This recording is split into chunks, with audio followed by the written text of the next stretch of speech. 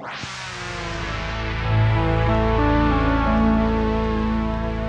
thinking of using my podcast voice tonight. Hello, everybody. Welcome to Futro Hidden Gems Movie Podcast. I am your host, Ty Christensen. I'm here joined by Jordan Christensen.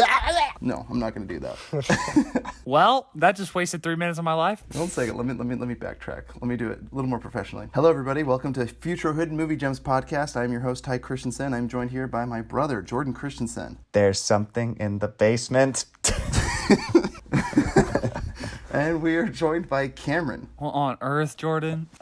I just try to say something more interesting than hello. Well, do a signature thing. Be like have a catchphrase. Exactly. There's something in the basement. Oh, I thought it was just specific to our movie that we watched. That's what I'm saying. I'm going to do something specific.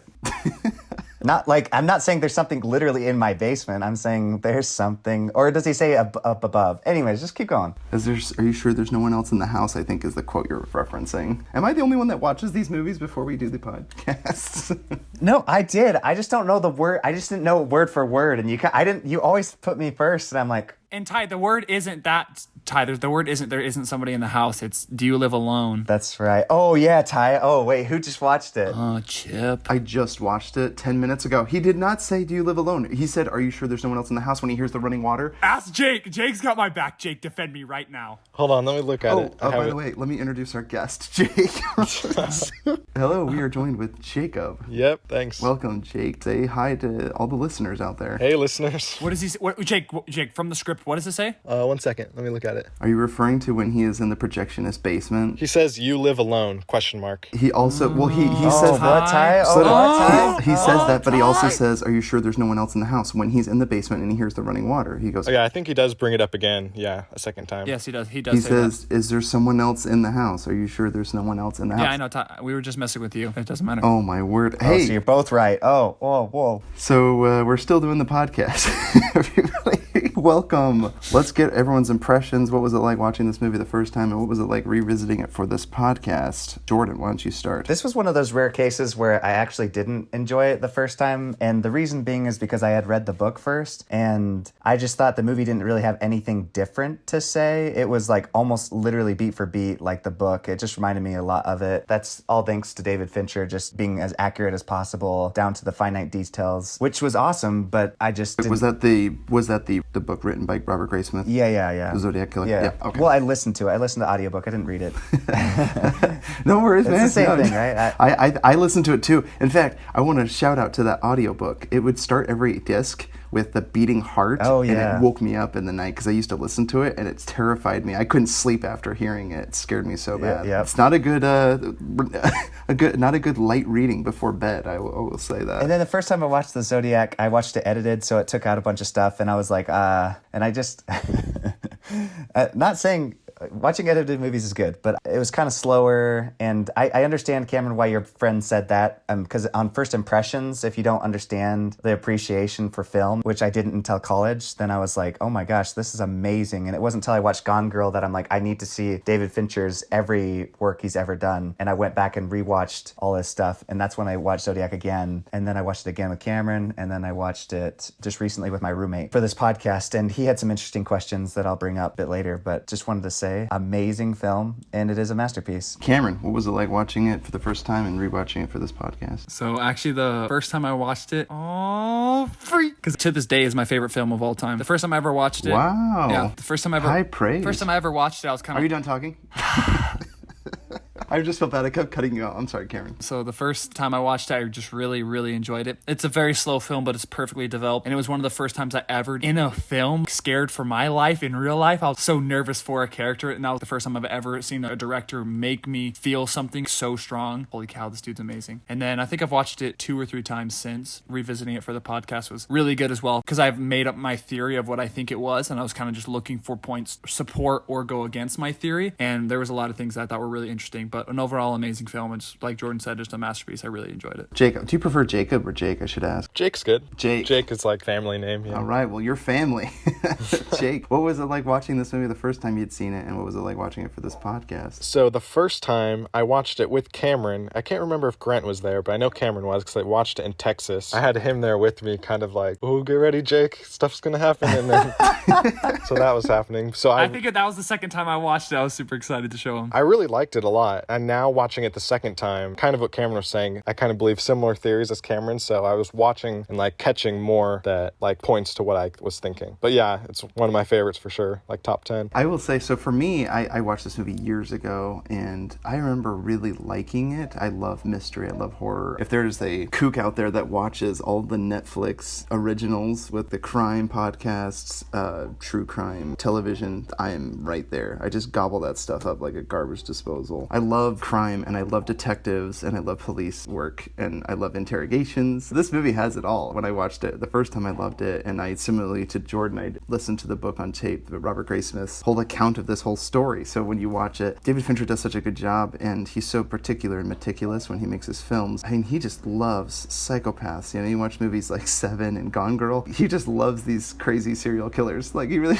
does. He's so meticulous. His other films, like in this one, recreating the lakeside victims, he actually flew in trees to match the scenery of the day because the trees had all but gone when they filmed it, but they flew in trees to that island to match the geography and kind of what the foliage looked at the time when the murders took place. Just someone that has a true respect for, you know, continuity and telling as accurately of a tale as possible. Details. Yeah, attention to detail, exactly. And that's David Fincher to the T. And I love this film. On every rewatch, I watch it, I could enjoy new facts. I'm like, oh, this scene's coming up. Like, there's so many scenes in here that just keeps the investigation going, and I just love it. Yeah, this is a great film, and it's just better with every rewatch. You wouldn't think it's a rewatchable film, but as you keep picking apart the whole mystery surrounding the murders, it becomes more and more enjoyable in each subsequent viewing. Let's hear some fast facts. The director, as we mentioned, by David Fincher. Fincher. My mind's blanking right now. Don't ever disrespect his name like that. Yes, don't ever disrespect. Actually, it's because I don't have IMDb up. See, I always just look up IMDb to tell me everything. It's weird, though, because I always want to say David Fincher because I'm always thinking of David Lynch for some reason. I don't know why I get those two guys confused. I shouldn't. But they're both, I'd say, peculiar. And the film had an absolute stellar cast. Yeah, it's actually really fun when you think about it. Now, all three, both Mark Ruffalo and Robert Downey Jr. play off each other in the Avengers as Iron Man and Hulk. And then you also have Jake Gyllenhaal that went on later to be Mysterio and Spider-Man. So it's kind of cool. They all had their hand in later becoming Avengers and then collaborating with each other later on in life. So it's pretty cool. Oh, that's annoying. I just looked up the Zodiac. It's a film 2005, but that's the wrong Zodiac. Starring Jake Gyllenhaal, and it came out in 2007. This is just a great film. Jordan has a quick plot recap. Why don't you read that for us, Jordan? In the late 1960s, early 1970s, a San Francisco cartoonist becomes an amateur detective obsessed with tracking down the Zodiac killer, an unidentified individual who terrorizes Northern California with a killing spree. That's actually like the best summary I think we've heard on the podcast yet. Yeah, Jordan, do you want to get upset about it or something? You want to? You usually take issue with the plot recaps, so I just didn't know if this would be any different. So let's go around. Let's hear two of your favorite things about this movie. Why don't we start with Cameron? Two of my favorite things. Oh, freak, dude. Can't do that to me. I think one of my favorite things is overall cinematography. A lot of the angles and scenes that they took from, I just thought it was really good attention to detail. Sometimes when they were getting witnesses' stories, it didn't even show their faces. To me, it's a director showing us that irrelevant information or not important enough to actually remember. You don't need to know because that's kind of how the cops felt. Just some random person saying stuff that's not going to help us at all in the case. I think the dialogue kind of just set the tone in a lot of moments that are the simplest lines that gave me chills. Even the simplest lines, there's a moment when he's at the car with the lady and he's like, I didn't know you had a baby. And then she's like, is that a problem? He's like, the more the merrier. And it's just things like that holy fudge. A simple two interactions with that can set the tone of the thing without having to play some super intense music. I love the dialogue and cinematography. Jordan, how about you? Two of your favorite things? I love that finding out later that this movie broke Jake Gyllenhaal because that guy goes all out in his films, and David Fincher is somebody that would make any actor do a take 90 times. He's a lot like Stanley Kubrick. Somebody asked him why he does that. He wants people to stop acting, and he just wants them to feel that environment that they're in is home. And so if they're hanging up a jacket, they've done it 100 times, and literally done it 100 times. That's why in scenes when they're eating, a lot of the people end up getting sick because they have to eat food constantly, and just constantly spitting it out. Poor Mark Ruffalo, man, eating that BLT without the tomato, man, at the diner, just eating that over and over again. Yeah. You can tell, like, none of his shots are ever out of focus if you go back and watch it, because sometimes people, like Martin Scorsese, he says it's more important the emotion you can pull from a scene, and so he'll sometimes use shots that are out of focus because the emotion is more important to him than the quality. But David Fincher is all about that quality and also just breaking down those actors, which he broke Jake Gyllenhaal by the end, because after a couple takes, Jake Gyllenhaal, he thinks, oh, I need to do it again because there's something he wants me to do differently. And it's not that at all. He just wants to break down the actors so they stop acting, to bring out Real life. yeah, a more genuine, real response. That's just what he wants. So the second thing, I love being able to rewatch it every time and find something different, all the little golden nuggets. David Fincher is a master at dialogue, and that's why Social Network, I feel like, is one of his best works, just because he teamed up with one of the best writers in Hollywood, Aaron Sorkin. So it's pretty awesome to see him a master at his craft when it comes to slowly revealing dialogue and also the way people deliver it back and forth. He kind of does these, I think of the best way to describe it. For example, when the police are there talking to the news reporters, you can tell that the way their bodies are positioned and the way they talk is very uninterested, and they're even facing away from the people because he knows how to tell a story both visually and with dialogue. So it's just an amazing combination. Great takeaways. Jacob, how about you? Two of your favorite things from the film? I was kind of going to talk about some scenes that I really liked, but you guys weren't really doing that, so I'll talk about kind of what you guys are talking about. No. I mean, no. Tell us if your favorite. Two favorite scenes. You can tell us, your favorite scene, and then maybe break down why it's your favorite scene. First, it was going really in depth with one person. It was not much action going on. It was showing what the person was thinking and how they were acting. That's what I really liked about it. One of the scenes I liked the most was when Jake Gyllenhaal came up to buy Mark Ruffalo lunch, and he was like, I can't divulge information about the case. I can't help you, and I definitely can't tell you to track down this person and talk to him. But he said his name. I forgot the name. But That's a great. he was like, I definitely can't tell you to talk to this guy. And they start spelling out his name. Yeah, he spelled it out. So I really liked how that went down. And I really like how a lot of the actors in this movie are in other movies that I really enjoy. Like, you mentioned earlier, all the Avenger movies that they're kind of all in together, and all the just superhero movies in general. Kind of real quick, going off what Jake said, before you go real quick, it made it really realistic. First off, focusing on the people, and then also showing kind of what the effects it had on them. You could just tell that they were partners. The animal crackers, he's like,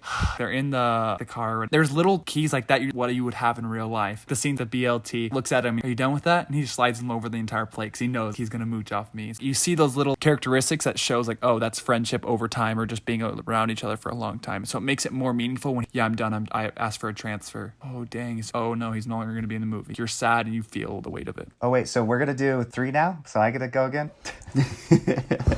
Sorry, Chip. If you guys want a speed round, like throw off things that you love, that's fine. I just try to stick to 2 because after a while it's like, and I love this, and I'm grateful for this, and I love that. Grateful? What is this, a prayer, Ty? What is going on? Yes. I don't know, dude. You're just going back and forth. Yes, I love this. I love that. It just goes back and forth, and you're just going. I get it. You have no happiness in life, and you. Anyway, so the 2 things you liked.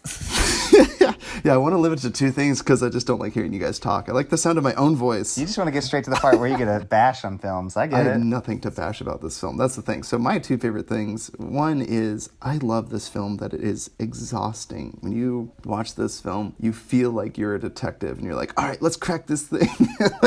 Let's watch this movie and solve this murder. And you're watching it with the detectives. You're watching it with Robert Graysmith, who is a flippin' cartoonist. Like this guy is not qualified. But then again, he's deciphering the code and he just knows that the answer's there, and that the cops, if they would just collaborate together, the Zodiac killer, very smart to kill on the outside of county lines. So, you have the policeman and the county department of one. The county is not sharing information with the other, and it's all bureaucratic nonsense, and they just can't solve this thing. It just makes the ride all that much more fun. So again, this film is just so exhausting, but what I love about it is that you're along for the ride. This is crazy. I love that after I listened to the book, at the very end of the book, it's like he's still out there. Spoiler alert, yeah, the Zodiac has never been caught. caught to this date. Like, he's never been caught, and it's just mind-boggling. You're like, how did someone get away with murder? He wrote letters to editors of newspapers. Those kinds of people get caught, you know? They get too arrogant, and they get caught by making a mistake. But this guy never was caught, and that's what makes it all this more nerve-wracking, is every person that they go talk to, one, the film projectionist, Arthur, or who prefers the name Lee, just the scariest, grimiest people. Oh, by the way, John Carroll Lynch played Arthur Allen. He was so creepy. The guy with the Zodiac watch that they interview at the workplace who got fired for messing with school children. Oh, he had a Zodiac watch and everything. You're like, it's him, it's him. Kill him now. Yeah, slam him, throw him in the slammer. We found our guy. The movie is so infuriating because then you meet the projectionist, and he also fit a lot of the different criteria, and that must have been so infuriating for the policemen. They followed so many leads, and as soon as it gets on the TV, everyone just starts calling in all these false leads, like, I think that my neighbor's the Zodiac killer, or and it just threw off the tail, and the cops ultimately lost the scent of the Zodiac entirely. So my second favorite thing is the fact that Zodiac never got caught. Now, I don't like the fact that he didn't get caught. What I liked is David Finch. You're looking at me like, what was it? No. What I liked about it is that he stayed true. Then again, it's like, I would think David Fincher would probably want a happy, well, no, he doesn't really care if you get a happy ending.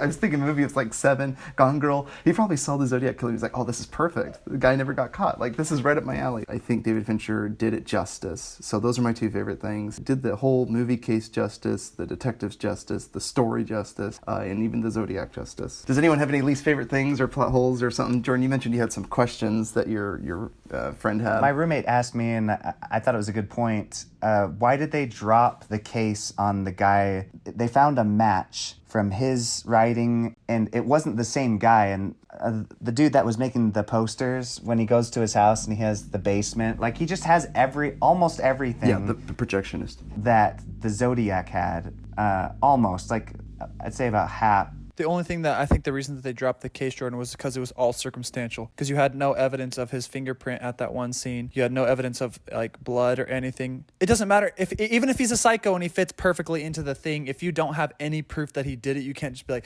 you're going to jail because you look like the person. You have a basement. Not only did his writing match and he had a basement like the other guy, what I was trying to say is, why did they not keep digging into him, and why did they go right back to the other guy? Do you see what I'm saying? Like, they kind of just dropped him and they didn't dig more into him. After that scene, after he left, he's like, it's all circumstantial evidence, and then they just never brought it up again. Like, why didn't they do any more research on this guy? Like, why didn't they dig deeper? Because I feel like they just kind of dropped him off the map as a suspect and went right back to the other guy. Well, at the end... Can I add something? Yeah, go ahead, Jacob, please, yeah. I was thinking, so a lot of the cases where people survived, they all described kind of like a bigger, stocky type guy. And I was kind of thinking, that guy's like pretty small, kind of. Good point. And maybe that's why he doesn't really fit the descriptions given by any of the people that were attacked. Absolutely. At the very end, Paul Dano, shout out to Paul Dano, he does a great cameo here. He shows up as the last victim, and he's all grown up now, and he goes in and he points to the guy in the photo lineup, and it's years later, but he goes, that's him. Oh, good point. And he's pointing to the character played by John Lynch, who's the Zodiac watch wearer at the thing. But here's my thing. I think it's possible. The thing is, the Zodiac did take credit for murders that he didn't actually pull off. It's just another thing that made it very difficult for the police to narrow down this guy, because when Graysmith, played by Jake Gyllenhaal, is talking to Robert Downey Jr.'s character, Paul Avery, he's like, you seem disappointed, right? Because he tells him, he's like, he may have not have killed all these murders. He's pulling facts out of the paper. He's only revealing facts that it's public knowledge at this point. And Robert Downey Jr. looks at Jake and he's like, oh, you seem disappointed, like it's not all from the Zodiac. Because I guess in a way, we kind of, in some sick way, like, and maybe it's subconsciously, we think of anti-heroes or people that, like, murders are more famous than the people that catch them, right? Like, the Zodiac is more famous than any of the people that investigated into the murders. Even people that get put away, it's always the serial killer's name that we remember, like Ted Bundy. I can't think of another single serial killer, but there's plenty out there that you remember their names rather than the policemen that brought them in, right? Isn't that weird? Like, we remember the infamous people as opposed to the heroes. Maybe that was it. But yeah, I think to answer Jordan's question, I think it was ultimately first victim pointing out John Lynch's character, which is strange. He plays the nicest, lovable dad in Fargo, and then he's just this creepiest, slimiest guy they interview with the Zodiac watch, man. he's great, dude. I love John Lynch. He's a great actor. So that was a great question, Jordan. Was there any other questions that you had? I don't think so. Who comes out on top in this movie? Does the Zodiac ultimately win? It's depressing to think about, but Of acting who won the film. Yeah, who steals the show, I guess. I mean, my initial reaction, the first time I watched it, I definitely would have to go with Jake. But on the second watch, I don't know, or like second or third watch or fourth watch, I think I just sympathized so much with Mark Ruffalo because I feel like you kind of just saw how frustrated he was because he wanted justice, but he knew that legally he couldn't get it done. I felt so much for him because that was a case that he was so frustrated with. Because I remember when Jake approached him about it, so you've given up? I have not given up. He took personal pride. This is an open investigation, and he was always saying that. He never ever said it's a closed case. It's an open investigation. So I think he took that really personally, and I sympathize a lot with his character. His introduction was fantastic. He gets on the phone, he breaks the lamp. Dang it, whoever this is, you owe me a new lamp. There's a murder on 9 to 4th. My wife can attest, I've been with her all night. You obviously know that he's caught, and they're not saying you did it. Get over there. But he did not want to go over there and showed how sick if he was of it, but because he was so good at how bad they needed it. I think the first watch was definitely Jake, but then the second or third watch, I think I would give it to Mark. Movies that are similar to this, I'd say everything that our director David Lynch has done, or David Fincher, sorry, I said Lynch again. David Fincher has done movie 7, Gone Girl, very similar in tone, and they all have these like horrific scenes. All the murders that happen, it's just tragic. The first couple, in the car, cab driver. The stabbing one, that was one I was like, oh, I know. The poor couple at the park. Oof, it's just horrific. And that was actually something I noticed. Not shy. David Fincher doesn't hold any punches. Like the poor third victims, the couple on the beach getting stabbed. Psycho by Alfred Hitchcock. He would pull away or film it in such a way that you never see it, but your brain makes that connection. David Fincher just lays it out there for you to see in gory fashion, and it's very horrific, and it's very scary and very intense, and I just think that's interesting. That's another reason I didn't like it the first time I saw it, is because he uses a lot of CGI blood, and the reason is because he does so many takes. If you did practical effects, the walls would be covered in blood. I don't love CGI blood, but I mean, if that's, your only option, then it's all right. Honestly, those scenes always take me out of the movie when the guy gets shot in the car, and because it's just, to me, it looks so fake. I love practical effects. That's crazy to hear you say that, though, because, for example, like, one of my favorite scenes is the skyline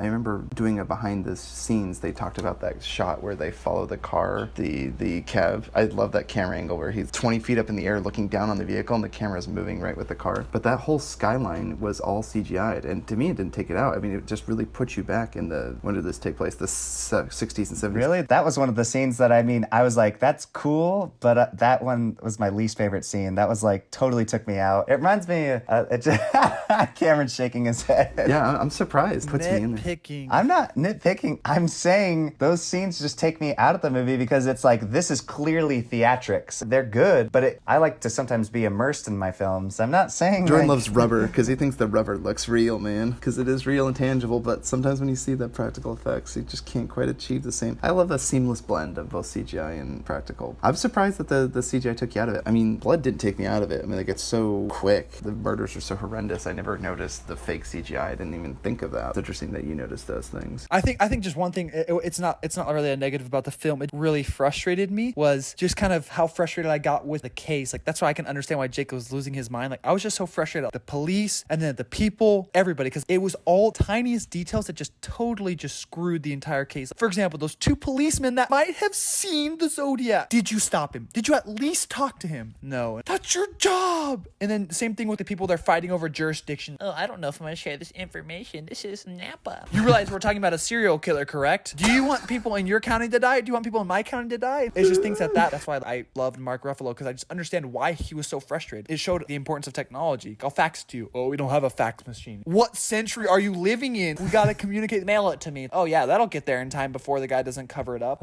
It just made me so frustrated with all of that. And then the people are hiding information from the cops to get a breaking story. You realize it's a serial killer and lives at stake, right? It showed just how perfect it was for it to work out. All it took was one thing and Zodiac would have been caught. Just one little slip up, man. You're just praying for it to happen, but it never does, dude. It never does. And every opportunity that there is a slip up, you just miss it. Well, I got a good question. Do you think he would have got away with it today? I don't think so at all. Absolutely not. Not even close. I don't think so either. With all the cameras everywhere and tracking of everything. Just with the phone call alone. Jordan, that's an excellent question. I was going to ask you guys. We'll start with Jake. I don't want even you to have any prep. Where would you hide a dead body if you killed someone?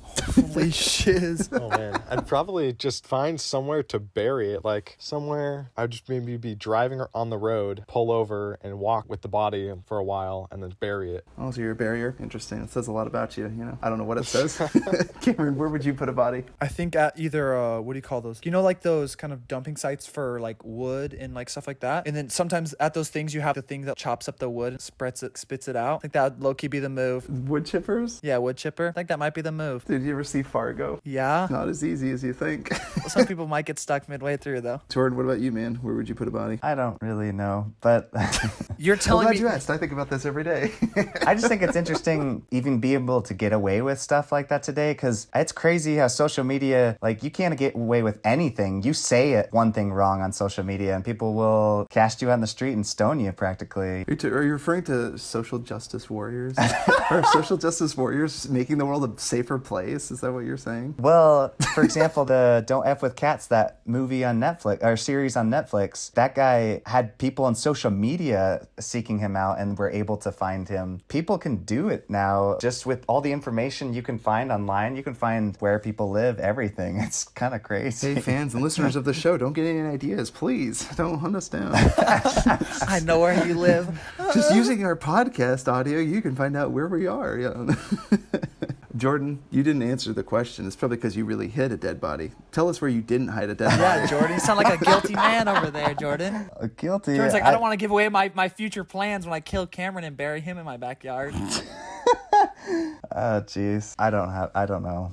I haven't really thought about that. So. Dude, just pick something, Jordan. It's not like something I wake up and think about every day. Only every other day. No, I don't have any connections with anybody that works at like an incinerary, but that's where you'd want a body to go. Or a gangster, sometimes they feed it to pigs. There you go. Pigs will eat right through the bone. Oh, dang. So you'd conjure up 40 pigs to feed on a dead body? Jordan just got 40 pigs in his backyard.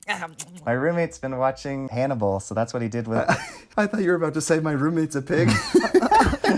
Just feed him, you guys. I'll just feed him to you. Okay, so I'm one of those guys that would wrap it up in chains and weights and throw it in water, and hopefully it would just stay in water. Yeah, that's me. I feel like I'm talking to a bunch of psychopaths in here. Isn't that great? Well, let's see who gets away with it, man. Jeez. All right, guys. Best scenes. Gush about this movie right now, Cameron. You love this movie so much, Cameron. Let's hear it. Favorite quotes, favorite scenes. I mean, every single scene, but I think some of my favorite ones are the interview. Some of the moments in there, you're just, holy freak. Oh. The part when he says,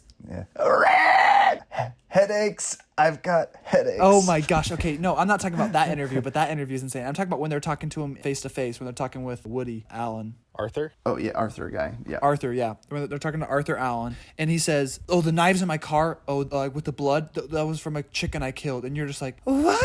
And then He's conveniently got all these weird stories. He's like, oh, they probably mentioned this, right? Oh, I had a neighbor. He saw me. I didn't tell the police, but it came to my mind now, but he's dead now. So you can't confirm. You're just like, oh, you scumbag.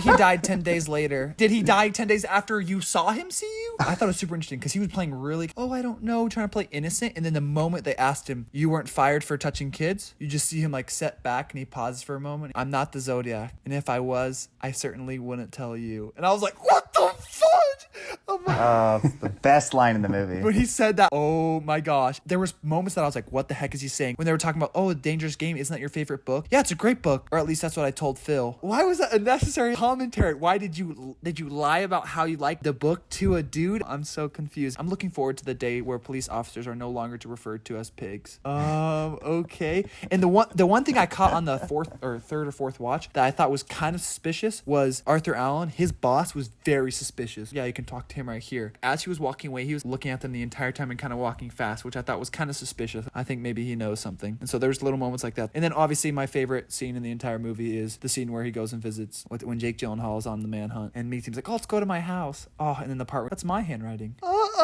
Get out of there right now. The best part is though when he stands and he's like, not many people have basements in California, and he's like, I do, and he flicks on the light switch. That's the best scene in the movie. Oh my gosh, dude, when he appears behind him after running up the stairs, after he turned off the light, and you're just like, run Jake, and he gets in, he's like, let me open that for you. And that's what I loved, is Jake's reaction was so how I would do it. Like the moment he opened the door, he just sprinted out of there. He didn't care that the dude just opened the door from like super politely. No, when he's in the basement and the lights are all dark, oh my gosh, and and all you see is just the silhouette of him in the dark. That is when I could feel all the hairs on the back of my neck stand up. I was so scared. You're hearing footsteps upstairs too, and he's like, "You live alone, right?" And he just kept talking. He's like totally ignored the fact like there's noise upstairs. The correct line was, "Are you sure there's no one upstairs? Is there anyone else in the house?" Yes, it was that. both lines. We were both there was right. both. You just made me There feel was like an both. Yes, idiot. we were both right. Yeah. You made me feel like an idiot. I was just like, I just watched this movie, but I don't remember anything about it. Those scenes were just absolutely fantastic. Oh man, yeah, those are great. The quote I was going to bring up was the same one, actually. It was the Mr. Graysmith. I do the posters myself. That's my handwriting. When he was like confronting him. I just thought that's the greatest. Yes, that's my favorite. Yes, that was the best line. I did the posters. Dun dun dun. Can we go into the theories now, or is that the last part? Theories. Yeah, dude. Me and Cameron had a big discussion, and then Cameron brought it up again with all the people he's watched it with, just of who we thought the Zodiac might be. Okay, yeah, let's hear it. Can I go first just because I gotta hop off? Based off of where to hide your bodies if you were to kill someone, you three, I'd say Cameron's most likely to have killed someone. You're most likely the Zodiac based on your answer. So my theory was actually something I discussed a little bit with Jake, and I was the first time I watched it, I was a little unsure about it, but I kind of had the suspicion, and I even talked to Jordan a little bit about this, that I think that it's actually a team effort. I believe that the Zodiac killer, the person who was stabbing people, was Arthur Allen, and I believe that the man behind it, I don't know if they were collaborating. My theory is I think in the beginning, they weren't collaborating. Over time, I think they became friends. They were sickos. Hey, we can do this together and we can mess with the cops. Because at the beginning, they said that like, oh, they were just getting basic facts. Arthur Allen fit the physical characteristics of everything, but all of it got thrown out of the window. Everything got thrown out the window because his handwriting didn't match. And I'm not ambidextrous. I'm right-handed. Do you think it's possible that Arthur Allen's character was killing the people, but then he had someone else writing the letters, perchance? That's what I thought. Yeah, that's what I'm saying. That's what I assumed, that someone else was writing in the letters. Okay. But he was the sole purpose killing people, but he had someone writing in the... That's actually what I believe. I think possibly Arthur Allen, at first he was just doing these killings. He was calling in the cops. And I think the letter writing might have been like without Arthur's knowledge in the beginning. It'd be like, I think it was something that, what's his name, just started doing. He's just like, I'm going to start taking credit for this and then create like this persona that no one can get. And that's what became scary, is you didn't know what was and wasn't the Zodiac. And that's what created all the chaos. Oh my gosh, what murders is he actually committing? Because you can't prove, oh, this random murder in California, which there was tons in LA, San Diego, when he killed the cab driver. I love it just because Mark Ruffalo picks up on it. He's breaking the pattern. Arthur Allen might have just killed him just to throw off the cops. Oh, I'm not just hunting down couples, because it was just couples and then just randomly murdered a cab driver and then was really sloppy with it. That's weird. Everything was out of keel. And so like it might have been Arthur Allen, or it might not have been Arthur Allen, and him just taking credit for it. And yet when they were walking through that scene back and forth, the detectives are like, because I'm sloppy, but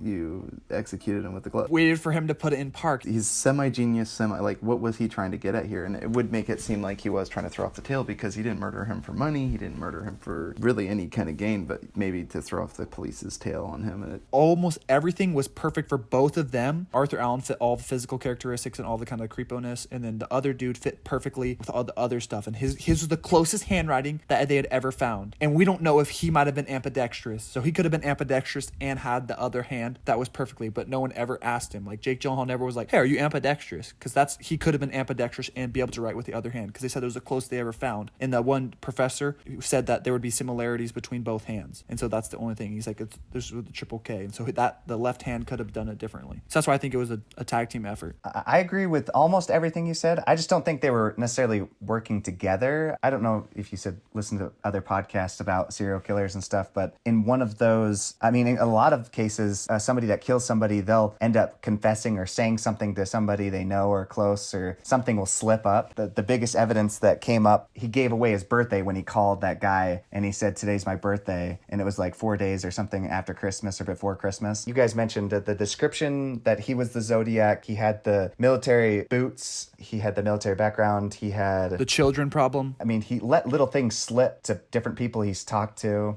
Zodiac watch. Yeah, it's such a bummer that it's all circumstantial when it's like, you look at him, and I just think of the movie Insomnia, where it's like he knows the guilty person and you want to put him away. Like Cameron mentioned, I think his friend, the one that did the movie posters, he either told him that he did it or he just wanted the attention, because everybody wants attention or just to be loved, I mean, obviously not to that extreme, but everyone just needs to be loved sometimes. The Zodiac was murdering people just to be found as loved. As Jordan is brandishing a knife right now under his Oh, so I just think he wanted the attention because they even said a couple of the either attacks or killings didn't match up at all to the Zodiac. And I think that one guy was just taking credit for all these different deaths. He probably didn't even know which ones were the Zodiac. And so he was just taking credit for all of them and writing the letters because he's better at the theatrics. He wants to think of life like a movie while the other guy actually goes out and does the killing. But I do like that theory, Cameron. Can I add in my part? Yeah. No, Jacob, you're no longer allowed to speak on this podcast.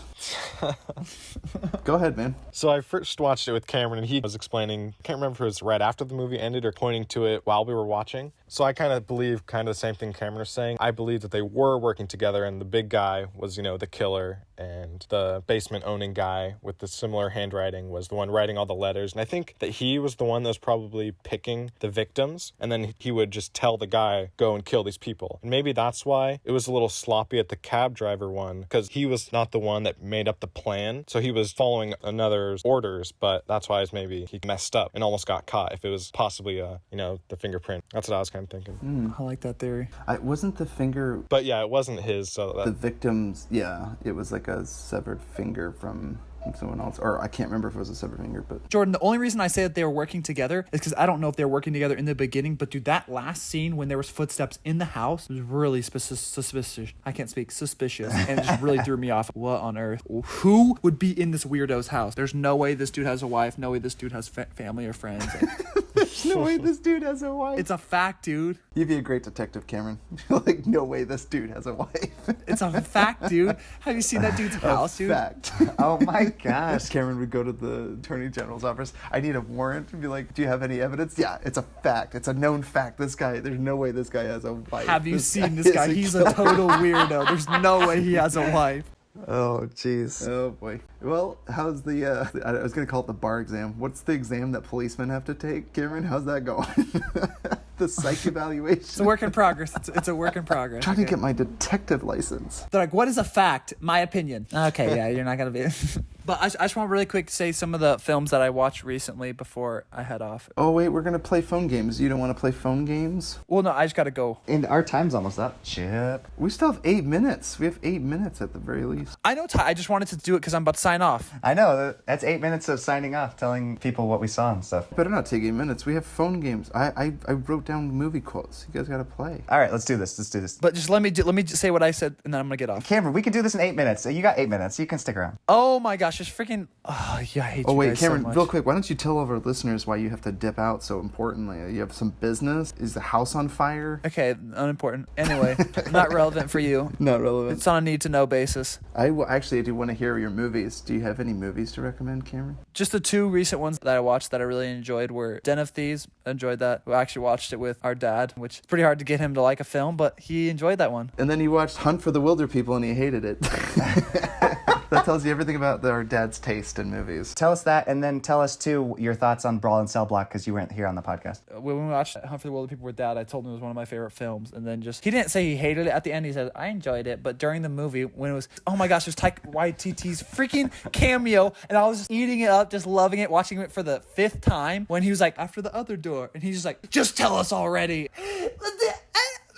This is why you don't understand this humor. But I just love that. And then he was like, I don't understand why this is one of your favorite films. I love watching this with you, Dad. Brawl and Cell Block 99. Holy cow. That was a movie I called Jordan right after I watched it. And I was like, what the fudge? And I just watched. My eyeballs are bleeding, dude. What the freak? The scene where the dude's face gets scraped off. I was like, oh my gosh. Well, on Earth, in the scene where he's like punching the car. This is gnarly. I really enjoyed it. It was overall just really intense, really good film. But I love you guys. You guys are the best. Signing off. Okay, so you gotta stay around for the movie games, Cameron. Where are you off to, whippersnapper? You gotta stay around. Is there anything you're looking forward to before you go? Anything I'm looking forward to is... I was kind of looking at watching Close Encounters of the Third Kind. I don't know, because they're just kind of... Yeah, it's good. And then I need to watch Alien as well. And also The Boy in the Striped Pajamas. Those kind of my 3 of them on my list I want to watch this week. Jeez, that's some heavy material.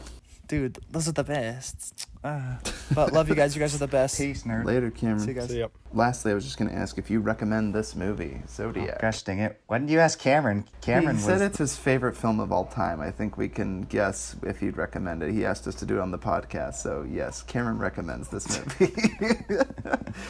Jake, how about you? Would you recommend this movie? Yeah, I would. It's kind of one of the slower paced movie, which I'm a fan of those types of movies. So it's not for everyone, because I know when I watch movies with people, like I get annoyed when they're like on their phones or whatever. And I feel like this one could be potentially like, it's just slower. So a lot of people, or some people, aren't going to like it as much as others. But definitely I would recommend to like everyone pretty much that it's just a great movie. Jordan, how about you? Would you recommend this movie? Yeah, I would just mimic what Jake said, and to any of our religious friends who don't watch rated R's, we could just tell them to watch it edited or not watch it. What you're referring to is the cult we are all part of. Religious friends? That sounds so funny. I love this movie. I think you should watch it. It's a great film. If you like crime, if you like murder, I love true crime stuff. If you like getting away with murder, this movie's for you. I love it. I think this film is so great. I love these films. I love true crime anything. Just the ones off the top of my head. Making a Murderer on Netflix, The Staircase, all the files, all the documented files, all the courts, the OJ versus the People, all the courtroom dramas, serial killer movies, everything. I just eat it up. I was seriously obsessed with the Serial podcast. Holy cow, that was amazing. So yes, I definitely... One more thing I want to add. Yeah, Jake, go ahead. One of you guys brought up how you felt like you were like, all right, let's go and let's catch this guy. We're discovering all these things. And I felt like it feels like you're right there with the detectives and with Jake. And I love that feeling, like being right there. This movie puts you right in it, and I think they do a good Yes. job. You know, the opening scene, and from then on, he just has your interest. He just sucks you right in, Yeah. and he's good at that. That's definitely a pro for this movie. We are now going to begin our second segment. It is called Build a Perfect Movie, and how this works, Jake, is that you take two movies and the Rotten Tomato score and try to equal 100%, but you don't want to go over. Okay. It's like 21. If you go over, you bust. We're going to be doing movies with serial killers. I don't know too many, but we can try, yeah. Jordan, we'll start with you. Let's name a serial killer movie. Silence of the Lambs. Oh man, going high. And then Jake, for your movie. Yeah, I'm trying to think of one that maybe did poorly. So maybe like something cheesy, kind of like, would Scream be like in this category? Kind of like Murder? Yeah, it's not. They don't have to be all true stories. Okay, then yeah, I'll do like Kind of Scream. like horror movies. I guess you could say any horror movie, really. I mean, that's more of a slasher flick, but it's Yeah. still they're serial killers, right? Because they kill people. Yeah. Very sorry. I know I just read your score out loud, Jake. That was an accident. You probably caught that. Did you? I missed that. I didn't hear it. Everybody missed it, but everyone else listening probably heard it. Jordan, Silence of the Lambs, it was 96%. I'm screwed. Yes, good luck. Can you get one with 4? Jake, the Scream movie, 79%. So you got 21% to play with. Jordan, you got 4%. Gotta think of 4%. So we'll start with you, Jake. Think of another serial killer movie. I don't know. I can't think of any other serial killer movies off the top of my head. Think of a really crappy horror film. I'll go Jason. Let's do Friday the 13th Part 5. I think that's high enough. Friday the 13th, Part 5. Yeah. Shoot, is 5 the good one? Maybe 6. Part 5, A New Beginning. No, what's the fourth one? Fourth one. Did you just do that? It sounded like you were doing that. That was pretty cool. No. You just subconsciously did it. Oh. I'll go with the fourth one. I think the fifth one did good. I know. No results for Friday the 13th, Part 4. Okay, what about... There's a fifth one, so how is there no Part 4? No, hang on a second. There's a Part 5, so I know it's out there. It's probably called something. No, it's just called Part 4 or something like that. No results found. I don't know. Or what's Part 6? Oh, wait, 1V? Maybe I should do 1V, or is that how they... What's 7? What's 7 called? What's 7? No, you probably want Part 4, because I bet it's the worst, because it's not even showing up here. No, that's okay. What was 7? What's it called? 7 is The New Blood. Yeah, let's do that one. The New Blood? The New Blood. Okay, how about you, Jake? Second killer movie? I bust. I really haven't watched too many killer movies, so I guess I'll just do like, I think there's like a second or third Scream, isn't there? So maybe like the last Scream movie. 4. Whichever, yeah, that one probably did the worst. I think 3 did the worst, but because 4 was pretty recent, and I think it might have done good. I don't remember. Okay, so which Scream exactly? I need to I'll note just it stick down. with 4. Scream 4. Jake, you had 79%. Scream 4, 60%. Ooh. Yeah, I was pretty sure it was high. I'm afraid you bust, my friend. Because you had Scream 1 and Scream 4, yeah, combined. It's just too much Scream, man. Jordan, you had Silence of the Lamb, 96%. New Blood, Friday the 13th, Part 7, was it? I can't remember which part, 7? 32%. You bust as well, my friend. So sorry. Gosh dang it. I knew I should have gone lower. It is hard. Like, I guess you were thinking of like the prestigious serial killer films. I was just thinking of like any monster film that's a killer. You know, there's plenty of garbage ones out there. I'm surprised you didn't choose The Leprechaun, Jordan, because you got me to watch those, even though they're so dumb and they had like... No, but those are so good. So I love dumb. Leprechaun. They're so dumb. Love Leprechaun. Oh my gosh. Those are monster movies. That doesn't count as serial killer. Does the leprechaun serially kill people? I don't know. The answer is yes. You made me watch the movie, so I know the answer to this question, and the answer is yes. But he's not a human. I thought serial meant two humans killing each other, because an animal or monster killing somebody isn't considered serial killer. Isn't it called like genocide? That's a good question. I don't know. I have 5 movie quotes here, Jake, and I'm going to rattle them off, okay? Okay. And whoever gets it first gets the point. Jordan, you're at a slight advantage for sure. Massive advantage, I would think. Yes, but all right, here we go. Ready? Hey, you guys! Oh, Goonies. yeah, Goonies. I knew that one. I knew Oh, that but you one. knew that one, Jake. Yeah, I think you knew it. Okay, let's do that. So I went to Jordan. I was going to Tashi Station to pick up some power converters. No idea. Oh, come on. That was my best impression. But I was going into Tashi Station to pick up some power converters. I need a second quote. I think my father-in-law would be so thrilled that I did this quote now. You need a second quote? Jeez, I don't know. These are not the droids you were looking for. Star Wars. Star Wars? Yeah, Jake, what's good? You guys don't remember that quote? That's my favorite from Mark Hamill. He's so whiny. But which Star... That's A New Hope, dude. It's Oh, the very that's first right. one. I was going to Tashi Station to pick up power converters. I just wanted to quote that 3 times on the pod. Now my life is complete. 60% of the time, it works every time. Anchorman. Yeah, Jordan. We're going to need a bigger boat. Is that a Jaws. Jaws? Oh, snap, Jake takes the win. Okay, here we go, guys. What? Is there a delay in my thing? No, I think you were literally... There must be a delay in my thing, because I said it before him, but that's okay. Wait, you did? I didn't think so. I heard it from Jake first. That's crazy. My thing has a delay. I get it. It's okay. I'll let him have it. Oh, that's good. You need a handicap because it is 2 versus 2. Jordan had the Goonies first and had Anchorman. Jake, you had Star Wars and Jaws. So it all comes down to the last movie quote, which is, "That belongs in a museum." Indiana Jones. Oh, snap. Sorry, Jake. Aren't we supposed to, like, say which one, though? Because, like, the Star Wars one, how did we know which one it is? It's the New Hope, right? Well, Jake got the point, so I'm not going to question it. Oh, whatever. But yeah, I won't take your Indiana Jones quote. Jake, give me the Indiana Jones movie that came from. I don't know. It's The Last Crusade. Bum. Last Crusade. Well, I guess by default, Jordan has to win this game. Sorry, Jake. It's all right. It was close. He's not much fun to play with, is he? Nice work, Jordan. You sycophant, you cinephile, you. So, everybody, that was everything. We're going to end the podcast by going around real quick saying movies that we've seen recently. Anything that you were also excited to see. So we'll start with you, Jake. Have any movies that you've seen lately that you'd like to... One of my favorites that I've just watched recently is Gladiator, which I'm sure you guys have seen that. So that I would recommend. Gladiator? Which one's that one?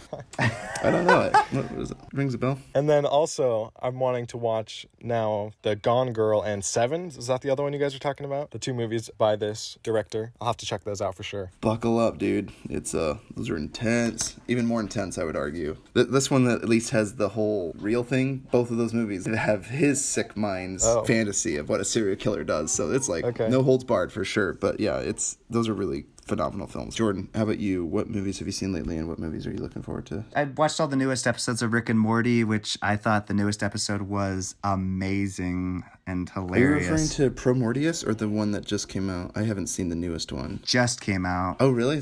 Okay, I have to see the new episode. Let me just look up what it's called really quick. My favorite 2 episodes, which is crazy that I heard not a lot of people liked the one before that, which was Never Ricking Morty. Oh, yeah, the breaking of the 5th wall one. Wait, what am I looking at? The story train. The train, yes. I love the train episode. I don't know why people didn't like it. I thought it was amazing. This new episode was amazing. I don't want to spoil it. It's called The Vat of Acid. Oh, I'll have to see. Really dark. Oh, dear. Oh, my. And then I saw 2 movies that I wanted to mention. How do I look up what I just watched? Oh, I didn't write it down. Come back to me, Ty. Okay. Do your thing. I don't remember if I mentioned 6 Underground on Netflix before. That intro, I watched the first 10, 15 minutes. It was the most intense thrill ride of my entire life. Holy cow. I told you. I sent you a text telling you that. I watched the intro and I just couldn't stop watching, but ultimately I did stop watching because the movie's like 2.5 hours long and Michael Bay can be pretty exhausting. But to his credit, it was the most intense car chase I've ever seen in a film. And I've seen Baby Driver. I like Baby Driver. I've seen Drive. I love Drive. And all the Fast and Furious movies are fun. But this car chase, holy cow. If you like car chases, watch 6 Underground. The first 15 minutes is phenomenal. The other movie I just recently watched was very different from 6 Underground. I watched a movie called Private Life. It's an indie film starring Paul Giamatti. It's on Netflix. Catherine Hahn. That's who it is. It's just a phenomenal film. It's very sad. It's about a couple that's undergoing some fertility therapies to try to get pregnant, and it's just a very honest and raw look at a couple that struggles with trying to conceive a child later on in life when they're much older. Tugs on the heartstrings. Nearly made me cry, but I'm a man. I'm too much man of a man to admit it. Apparently Jordan and Cameron on this podcast are always telling me how they cry in every movie that they watch now, so maybe I don't have a soul. Oh, that's what I watched. Thank you for reminding me. The movie I cried in that I recently saw was the one about the gay singer, Queen guy, Bohemian Rhapsody. It's a really good movie. I was like, holy crap, because they won an Oscar for editing, which I heard a bunch of people complain that it shouldn't have won. And so I was like, oh, well then, I don't know. That's why, people that complain and stuff, it rubs off on me, and I don't want to be a complainer. This is amazing. It was a very good, feel-good movie. I just like feel-good movies. It made me, kind of learn to love myself, which also Brigsby Bear did that as well. Kronos, I just watched with my roommate. Really good movie. One of Guillermo del Toro's first films. Toro. Oh, Ty recommended it he just mentioned it, and I can't believe I didn't realize that Taika Waititi made even earlier films. So I went back, Ty mentioned on the last podcast, and I looked up Eagle vs. Shark, and it was really good. Oh, it's a phenomenal film. Didn't I thought you showed me that one. I saw that one a long time ago, Jordan. No. It's a great film. It's like Napoleon Dynamite somehow, like if it were a chick flick. Really, really sweet film. There's some amazing lines in it. He's just like, I'm so complicated.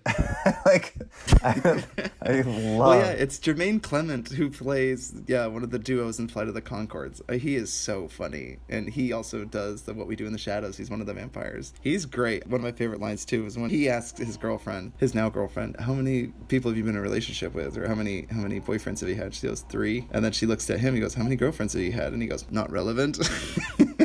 He's like clearly threatened by her because he's never been with anyone. He's such a loser. It's just so great. It's such a funny line. Yeah, that's a really sweet, heartfelt movie as well. That's a phenomenal. I'm surprised. I thought you had introduced me to that movie, Jordan. I would have recommended it. That's a phenomenal film. Well, you did. You brought it up last podcast, so that's how I knew about it. Thank you. For some reason, I just thought that you showed me the movie, so that's cool. I'm glad you saw it. It's a great movie. And then something I'm looking forward to is, I actually, believe it or not, want to see Sonic the Hedgehog. I know that sounds maybe weird, but I'm excited to see something Jim Carrey is in that might make me laugh, because I love Jim Carrey. So no, I mean, yeah, I think as far as kid movies goes, I heard it's pretty good. Some thought and love went into it, so I'm all for it. Because I just watched Frozen 2, and that movie was convoluted. No offense to all the hard people that put in a lot of work to Frozen 2, but not that great. Is there anything you're looking forward to, Jake? Did you already mention that? Yeah, well, I kind of mentioned just the Gone Girl and Seven. Oh, Gone Girl. That's right. I just want to check those out now. You guys thought so highly of them. Gone Girl's amazing. I want to watch Speed. I've actually never seen Speed or Con Air, so I want to see both of those movies because I know they're silly action flicks. I'm just feeling like a real good action flick movie, so I'll probably watch Speed, Con Air, and The Rock. Those are all 3 action movies I have not seen. I think 2 of which star Nicolas Cage, so that should be fun. Yeah, the only reason I haven't watched more movies lately is because I've spent so much time playing Call of Duty, and I close my eyes and I can see the images of the game. I need to take a break. First cases of PTSD found in video game COD players. Oh dear. Well, take it easy, all right? If you have any questions, email us at futromovies@gmail.com. And we'll see you guys next Friday to talk about The Thing by John Carpenter. Well, Jake, Jordan, it's been great. And Cameron, thanks for joining us on this podcast. You guys... Yeah, thank you for having me. Take it easy, take it real, and guys, stay sane. Futuro Hidden Movie Gems podcast signing off. Take care, guys. All right. Later. See ya.